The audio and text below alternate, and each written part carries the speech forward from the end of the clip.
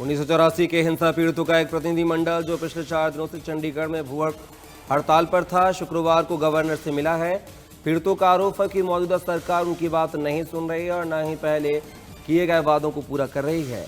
मुलाकात के बाद पीड़ितों ने लुधियाना में शनिवार को प्रेस कॉन्फ्रेंस करके सरकार के प्रति अपनी नाराजगी भी जाहिर की।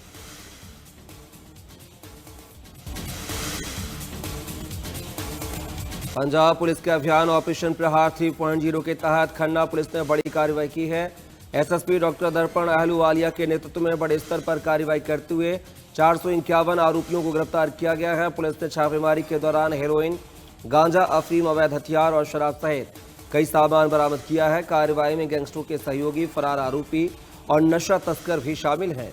पुलिस ने अवैध नशा मुक्ति केंद्रों और लूट के वाहनों को बेचने वाले गिरोहों का भी पर्दाफाश किया है। एसएसपी ने कहा है कि भविष्य में ऐसे विशेष अभियान जारी रहेंगे।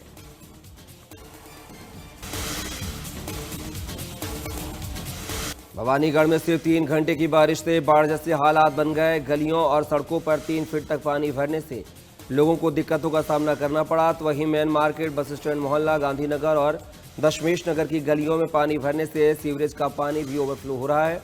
लोगों का कहना है कि भवानीगढ़ लंबे समय से समस्या का सामना कर रहा है, लेकिन प्रशासन ने लोगों की कोई सुनवाई नहीं की।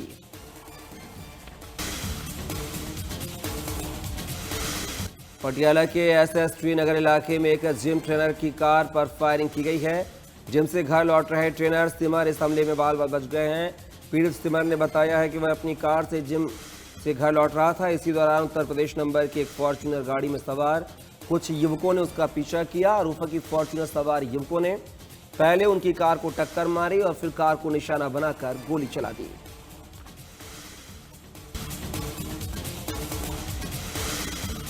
मानसा में एक युवक ने अपनी करीब 9 महीने की गर्भवती पत्नी की हत्या कर दी है। शुक्रवार रात युवक पत्नी के मायके पहुंचा। उससे बात करने के बहाने घर के बाहर बाथरूम में बुलाकर उसने तेज धार हथियार से अपनी पत्नी का गला काट दिया। युवक को पत्नी के चरित्र पर शक था, इसे लेकर वह कई बार उसके साथ मारपीट भी कर चुका था। पिछले साल ही इन दोनों ने परिवार के खिलाफ जाकर लव मैरिज की थी। विवाहिता के घर में जुड़वा बच्चे थे। महिला की हत्या के साथ युवक ने दोनों बच्चों की भी हत्या की है। परिजनों ने मांग की है कि युवक को गिरफ्तार कर उसे कड़ी सजा दी जाए।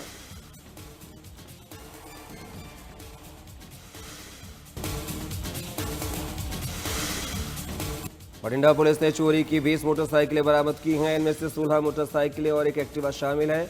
पुलिस ने इस मामले में 2 आरोपियों को गिरफ्तार किया है। आरोपी विभिन्न स्थानों से मोटरसाइकिलें चुराते थे और उन्हें कबाड़ की दुकानों पर सस्ते दामों में बेच देते थे। पुलिस ने मामला दर्ज कर आगे की कार्रवाई शुरू कर दी है।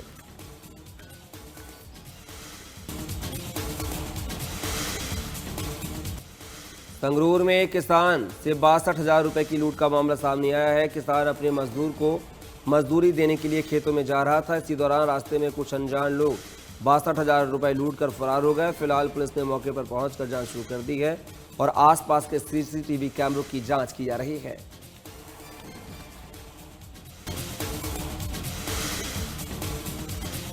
पंचकुला पुलिस ने स्वेस लाउंज फायरिंग मामले में तीसरे आरोपी सुमित कुमार को जालंधर से गिरफ्तार किया है। पुलिस के मुताबिक आरोपी ने हमलावरों को नकदी और मोबाइल फोन उपलब्ध करवाकर वारदात में मदद की थी। कोर्ट ने आरोपी को 4 दिन के पुलिस रिमांड पर भेज दिया है।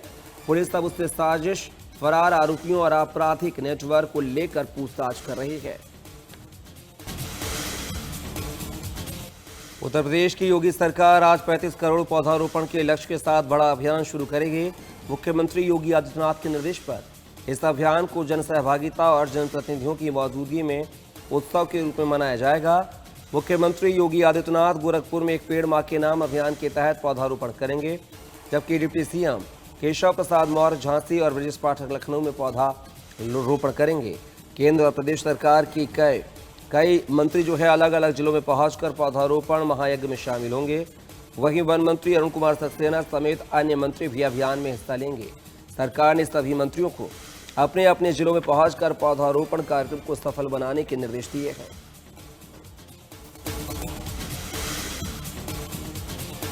उत्तर प्रदेश के विधानसभा चुनाव को लेकर बेहद सक्रिय हुई बहुजन समाज पार्टी की अध्यक्ष मायावती लगातार कार्यकर्ताओं को संदेश दे रही हैं।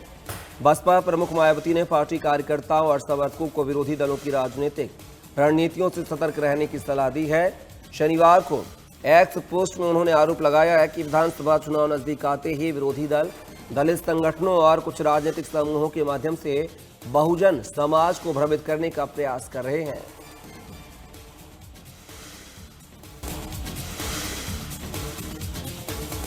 रायबरेली पुलिस ने एटीएम कार्ड बदलकर लोगों के खातों से रुपए निकालने वाले अंतर जनपदीय गिरोह का पर्दाफाश किया है। पुलिस ने 2 शातिर ठगों को गिरफ्तार किया है।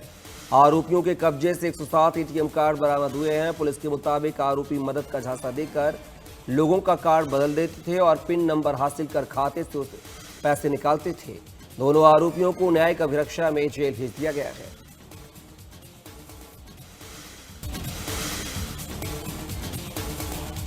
राम मंदिर चढ़ावा मामले में एसआईटी की जांच अंतिम दौर में पहुंच गई है और 15 जुलाई तक शासन को अंतिम रिपोर्ट सौंपे जाने की तैयारी है।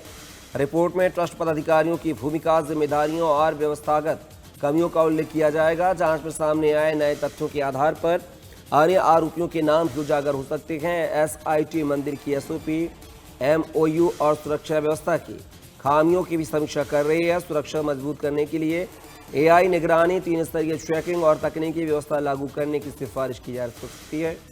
तो वहीं श्री राम जन्मभूमि तीर्थ क्षेत्र ट्रस्ट ने पारदर्शिता बढ़ाने के लिए सीईओ चयन प्रक्रिया भी तेज कर दी है।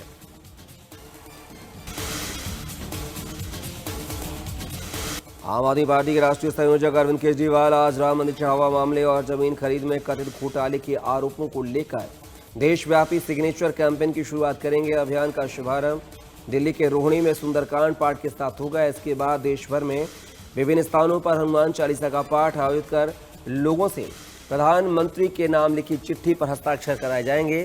पार्टी का उद्देश्य इस मुद्दे पर जन समर्थन जुटाना और दोषियों के खिलाफ कार्रवाई को मांग को मजबूत करना है।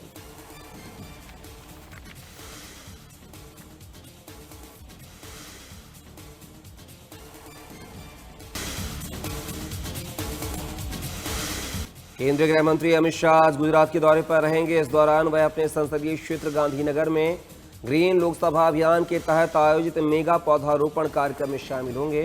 अहमदाबाद के साइंस सिटी में होने वाले इस अभियान का उद्देश्य बड़े पैमाने पर पौधारोपण कर क्षेत्र को अधिक हरित एवं पर्यावरण अनुकूल बनाना है। कार्यक्रम के तहत 1 करोड़ पौधे लगाने का लक्ष्य रखा गया है। इसके साथ ही पर्यावरण संरक्षण और शहरी हरित क्षेत्र बढ़ाने से जुड़ी विभिन्न पहलों को भी आगे बढ़ाया जाएगा।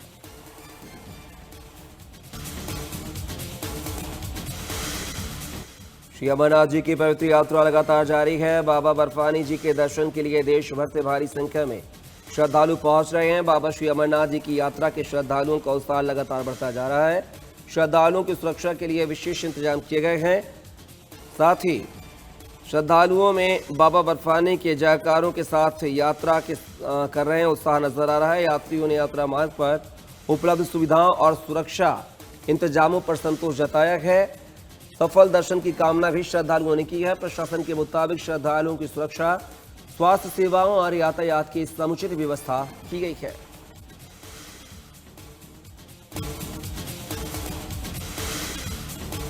ईरान के नए सुप्रीम लीडर मुजतबा खामेनेई ने अपने पिता अयतुल्ला अली खामेनेई के अंतिम संस्कार के बाद पहली बार संदेश जारी किया।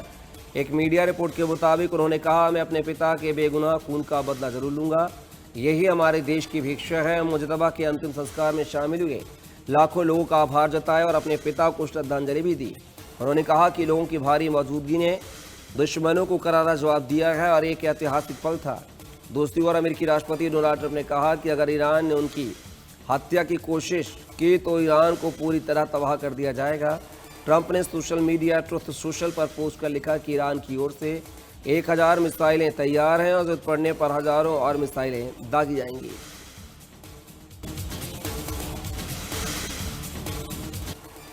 इधर ईरान की सेना रिवॉल्यूशनरी गार्ड्स ने हॉर्मुज को बंद करने का ऐलान कर दिया है। उन्होंने सख्त चेतावनी दी है कि कोई भी जहाज उसकी मंजूरी के बिना रास्ते को पार करने की कोशिश न करे। कुछ ही घंटे पहले मस्कट में बातचीत के दौरान ओमान ने इस रास्ते से जहाज़ों के निकलने के लिए 2 अलग अलग रूट बनाने का प्रस्ताव रखा था। ईरान शुरुआत से ही ओमान के इस प्रस्ताव के खिलाफ था। हालांकि दोनों पक्ष इस समुद्री रास्ते को लेकर आगे भी तकनीकी और राजनीतिक बातचीत जारी रखने पर सहमत हुए थे।